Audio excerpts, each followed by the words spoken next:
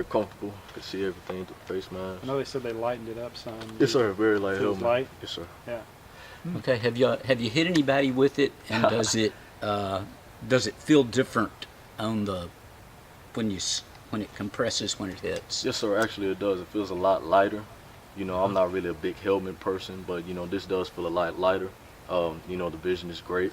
I believe the helmet, I believe they said it absorbs a little more, so when contact is made, it kind of absorbs the pressure and it releases it out.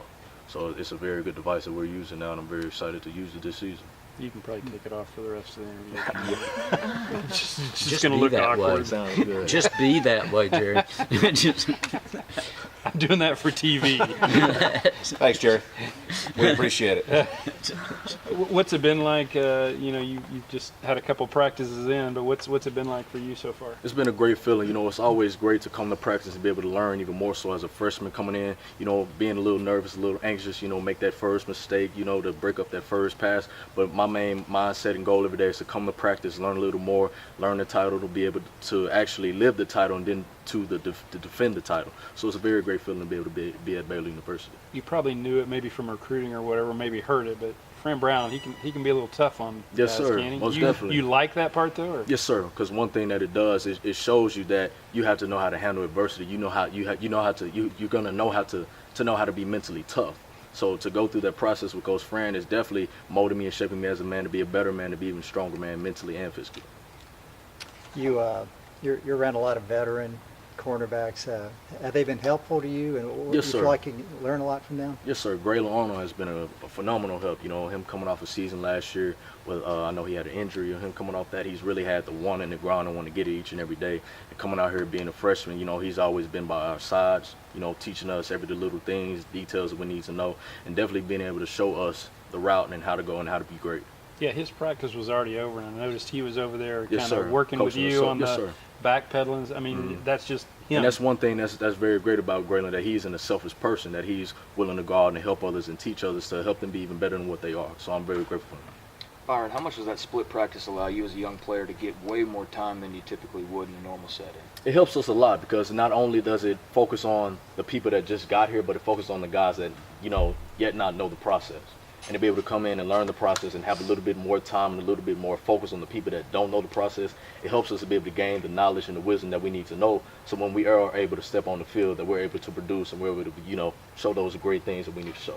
Every freshman comes in and they want to play right away, but do you get the sense, because the way the coaches talk, that they are really, especially with this new redshirt rule, looking at everybody having an opportunity to play this year? Absolutely, because, you know, as us being, you know, the bottom of the seed last year, we're always, you know, looking for who wants it the most, regardless of, you know, if you're freshman, sophomore, junior, senior. When you come in and you're given the will and the want, and you're working each and every day, and you're grinding and you're busting your behind, whoever's the best player is going to be the one that's out on the field. So I'm definitely grateful that they have, you know, changed that rule, and they're looking at all of us and giving us a great shot to be able to play.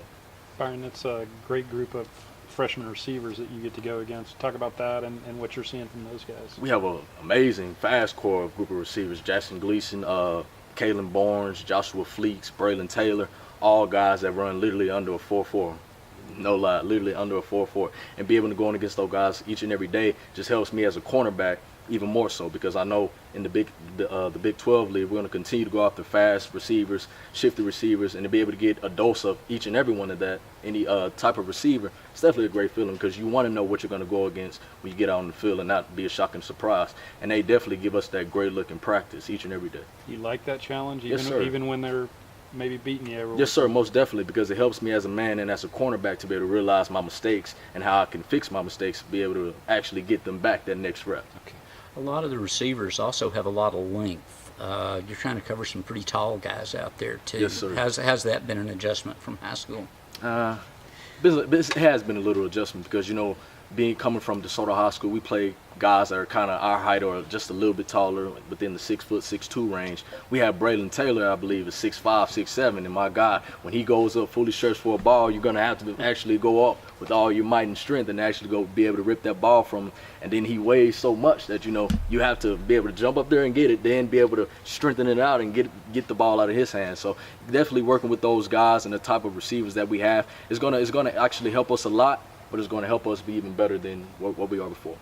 A lot was made about Phil Snow's playbook and how complicated it is. What have been your first impressions on trying to dive into that? I thought the Bible was a very difficult book at first, but when I saw that playbook and saw how thick it was and how many pages it was, I was like, my Lord. But then I tried not to, just freak out. I tried to, take it a day at a time, because I realized that each game, the playbook is going to change. Each game, we're going to have a different portion of the playbook. So, I definitely pushed that to the side, like, all right, Lord, let me just focus on the portion that I need to focus on and not, get too freaked out. But Coach Snow is definitely a wonderful coach, and he does have complicated methods, but I know that as we continue to spend time and continue to grind it, it becomes simple.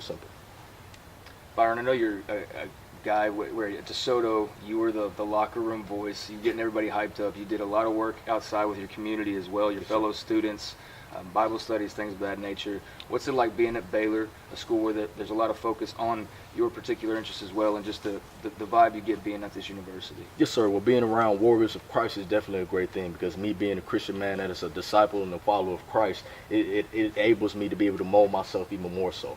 Getting into a university that is surrounded by Baptist people. Some people that come here, they're not Baptist. We have some people that are atheists and some people that are, of different denominations. But to be able to walk on the campus that wants you to become a better Christian man, that wants you to become a better servant, a better son, a better player, not only on the field but off the field as well, it's definitely a great feeling, because I'm all about wanting to give all to God. And as I continue to give Him glory and praise through my craft, through the gift that He's blessed me with, I just want to continue to keep my platform aimed at Him.